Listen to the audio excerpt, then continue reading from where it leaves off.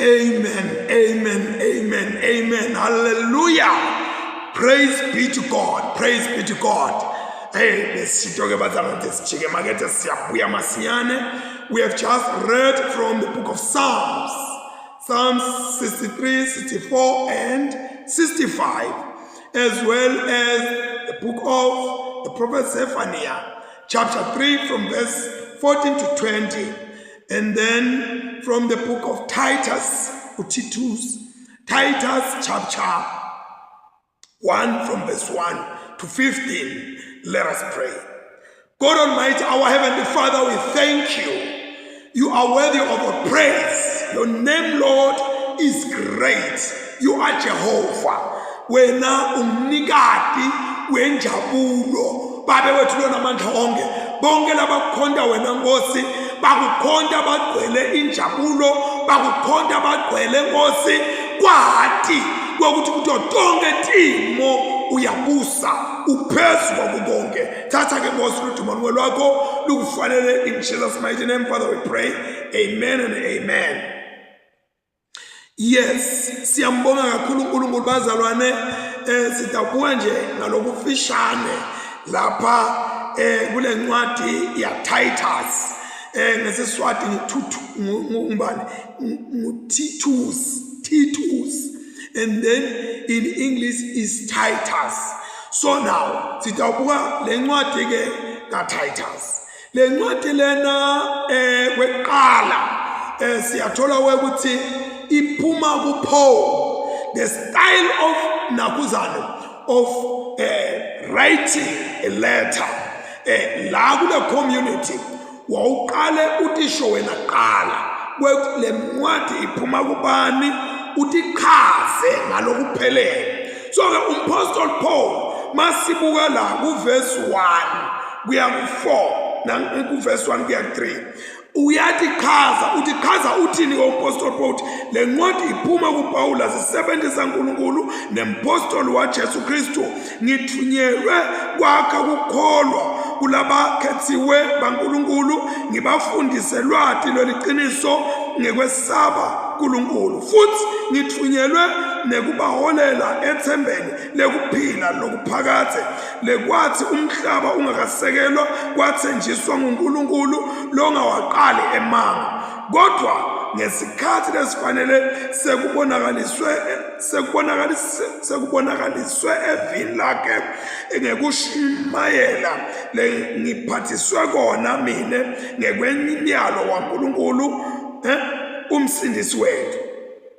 So uyatichaza ngaphambi kokuthi angenele indzaba. Lokho ukuthi ngelamanye amagama uma ngabe uto addressa a certain area or a certain community or organization, kupita ukuthi usati the style yokuthi in order for lento lengiphethe kuyemukeleke idzinge ukuthi ngivete kanjani.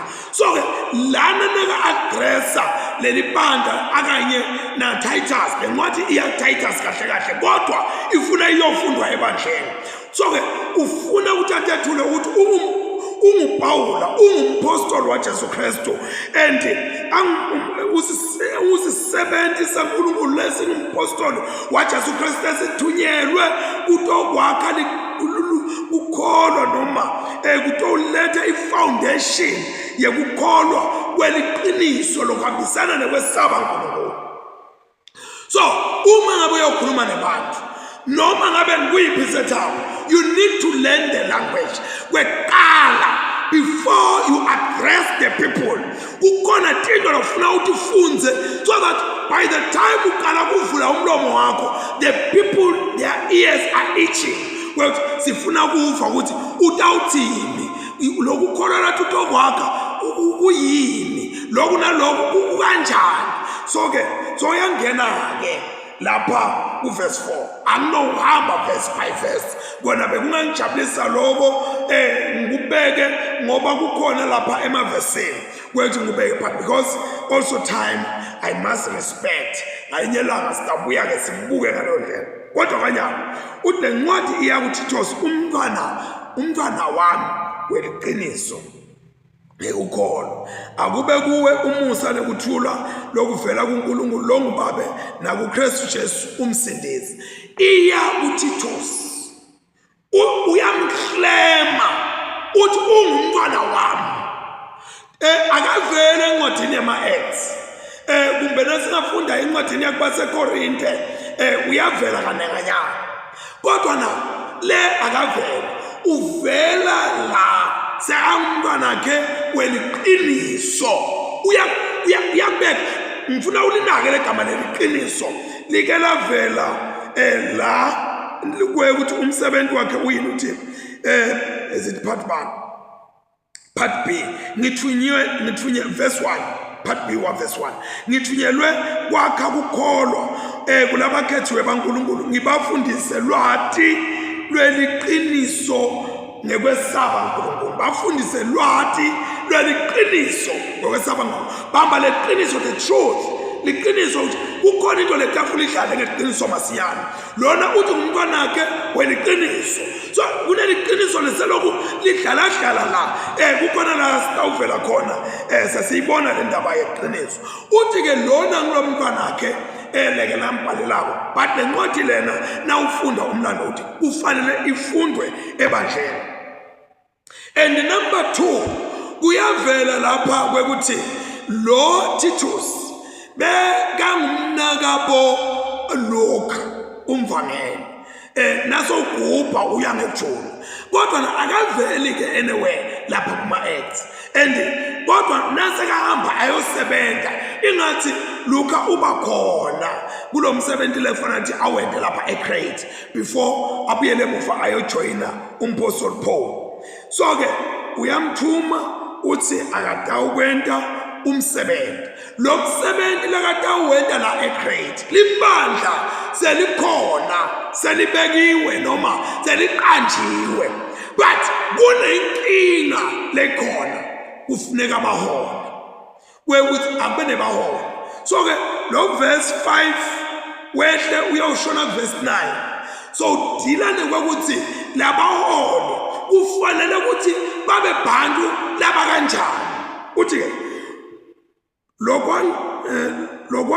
lokwangenta kushiye lapho eCrete ukuthi usale ulungisa tintfo letitsite letifanele kulungiswa ubeke babonisi kulelo nakulelo dolobha njengobe ngakuyala umbonisi kufanele angasoleki abe indvodza lenemfati munye lenebantwana labakholwayo nalaba lalelayo labangakadumi ngebubi umholi njengobe azisebenzisa uNkulunkulu kufanele angasoleki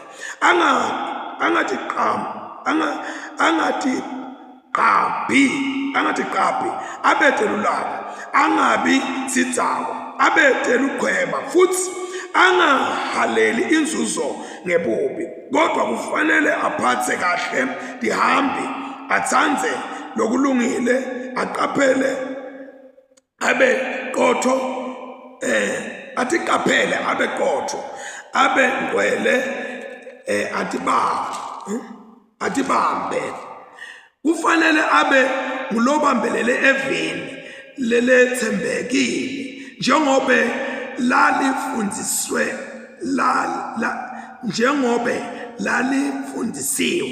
khona ate wathi kuyala ngekwemfundiso lephilile ngekubehlulela labo labaphikisayo so ubeka ke lapha timpawu toya ukuthi sala la wena ubeke babonisi noma baholi baleli bandla uvela kuqala ngathi kuvela baholi kumbe bafundisi bese uthi na uyahamba ubese uyeva uthi no ukhuluma ngabo bishop noma uyibeka ngathi ubeka umbishop anyway kuthi ngibani umbishop ngumfundisi umshumayeli ngibani ungumholi ngoba kufanele ukuthi ngempilo yakhe ahole bantu baNkulunkulu lana ke siyabona ukuthi Pawula uthunyelwe nguNkulunkulu naye sothuma labanye lotsho ukuthi waba umsebenzi wakhe uwabela labanye bantu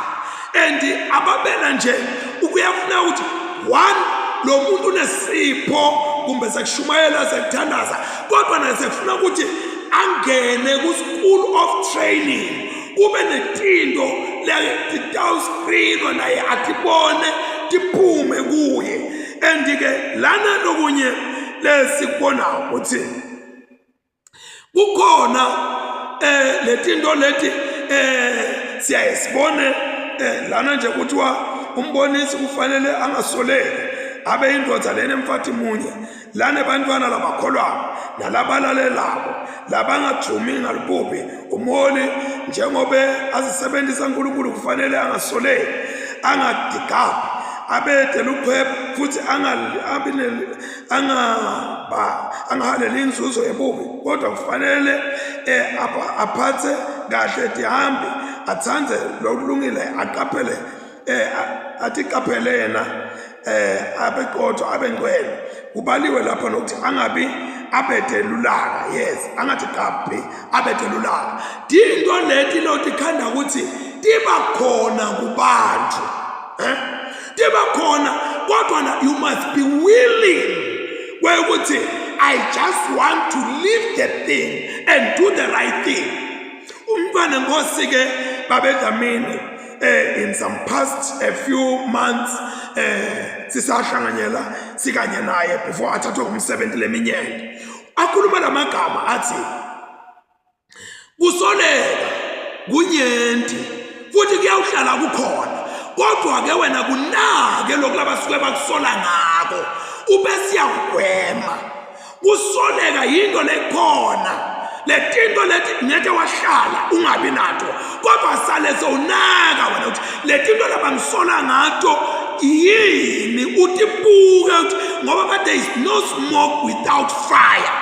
Siphuma emaphepheni siyabhalwa labanye basikhuluma kuma-TV labanye basikhuluma etinhlanganweni tabo temanti ukuthi uyambona lo zungu lo unje and mina kwami sakwathi angisale ngitinaka ngitibuka uma ngabe kunjalo ngitiqoqe lokhu-ke angikhweshe kubo. I must be willing kusuka kuleyo ngingabethi ungisola nje wena ukahle yini wena ukahle yini cha akusiko lokho na Jesu luqobo lakhe bamsola ngezinto letiningi bathi lona sidli umnathi weliwayini ukhokha amadimoni ngabo Beelzebul lona indodana leyatalwa yataleka kabi kuningi bebamsola ngako kodwa kuko konke lo bebamsola ngako there was nothing that was holding water.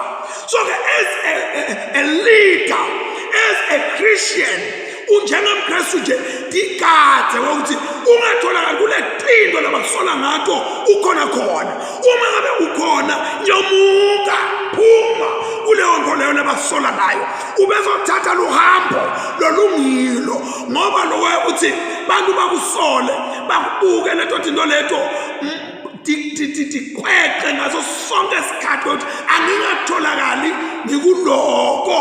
Amen. Noma ngabe kwentekile ibona ukuthi kube liphutha ubese uyakhwesha uyalumuka kubo. Ngifuna ukuthi emaphethelweni uthi ke uverse 10 ngobe banyenti labangalaleli nalabakhuluma lide nalabaqala emanga ikakhulu labaphuma enkolweni yebujuda. Excuse me, labo ke labo bafanele kubinziswa ngobe baqitha emakhaya ngekufundisa imfundiso letingakafanele bendele kuthola ingcebo ngebubi. Lo munye wabo labe ngumprofeti wathi made wathi baseKrethe babaqali bemanga njalo nje bathi lwane letimpi bathi mindi letingemavili lobufakazi buliqiniso ngawo ke bekude kamatini khona batewuqina ekukholweni bangadinaki itinganekwane temajuda noma imiyalo yebantu labafulathela liqiniso. Kulabahlantekile konke kuhlantekile kodwa kulababi nalabangakholwa kude lokuhlantekile kepha kungqole ingqondo yabo nanembeza wabo. Ngicela ke qina lapho kufunza bese ngisho into ngiyabona leti ndathu Number 1, ukhuluma lapha uthi ngobe banyenti labangalaleli nalabakhuluma leti. Lapha labantu kuthiwa abalaleli bakhuluma leti, bantu labakhuluma imfundiso tema-legends, kwekuthi ngeva ngabani into lengekho embhalweni. Uthi uMapostle Paul, what is most important is not intellectuals, it's not morals, but is the word of God. Ngilelifu la uNkulunkulu ufuna silifunde. Kuhle ukuthi sifunde some theological books, kuhle ukuthi sifunde siphinde silalele abantu abadala, but impilo lengiyombamba ayikho lapho, isevila uNkulunkulu. Uthi tena uNkulunkulu evini lakho. Lapha siyabona ukuthi kwakunebantu bebafundisa tinganekwane noma bafundisa tinto letingekho evini laNkulunkulu, letathi tinto tatichitha emakhaya lamanengi and bathole inzuzo bona ngaloko. Angathi ukuthi inzuzo yini bantu abayitholayo nabachitha emakhaya labanye, bahambe hey mlahle lo mfathi thatha lo munye, mshiye le ndoda thatha lenye, ehamba lapha ekhaya kini bayagqilata wena wabuye uhlala kuphi kuphi. So kunebantu labahlalele kuchitha emakhaya, kuchitha timpilo talabanye bantu. Uthi uApostle Paul bagweme bageke. Number 2, la sithola ukuthi eCrete kwakunebantu bemanga nebantu labangemavila, kodwa bathanda kuminta. Now, a manga can be contextually or can be unpacked in the Greek understanding. Kumbe lokuncane lengutholile la wekuthi la manga angeke abangemanga njengoba kumbe singa-understanda thina ukuthi umuntu nje lovela aqale indzaba from nowhere. But these people, they were exaggerators. Uyabona lokhu umuntu akakutshela story abese uyasifaka bo-ornament ama-spices intondolo ukuthi sitawukuhlekisa noma sitakwatisa. That was the people of Crete. Bebenta letinto in a way ukuthi bayathanda kwengeta nalokho lasokungasiko sokufakile. Uthi-ke uMapostle Paul, labo bantu labo ufuna ukuthi uqaphele ume eqinisweni, ume esifundisweni seliqiniso. Lokho ukuthi your life must be a written Bible. Wherever you walk, you don't talk this and do that. The life of a Christian is not a life of intellectuals. We are not professionals here, but we live what we believe. Siyayiphila lento lesikholwayo. Uthi-ke futhi bangemavila. Emavila avamisile ukuthanda kuhle, ayatithanda netindzaba debantu. Umuntu akumele nje ethatha icingo ashaya akhulume noma abhale noma akubitele hotela nambeni yohlala ayohleba lomunye umuntu okhuluma tindzaba leti bhidleta leti limatha labanye abantu. Wegcina lemfuna kugcina ngabo uthi uMapostle Paul rebuke them, bekhute kamadima khona batawuqina ekholweni. Kukhona abantu abafuna ukukhuthwa kamadima, bantu labathanda imanga, bantu labangamavila bafuna ukukhuthwa kamadima. uMapostle Paul lenguthandayo before amshiye Titus wabuka nesimo saseCrete, wabuka umuntu longalunga eCrete.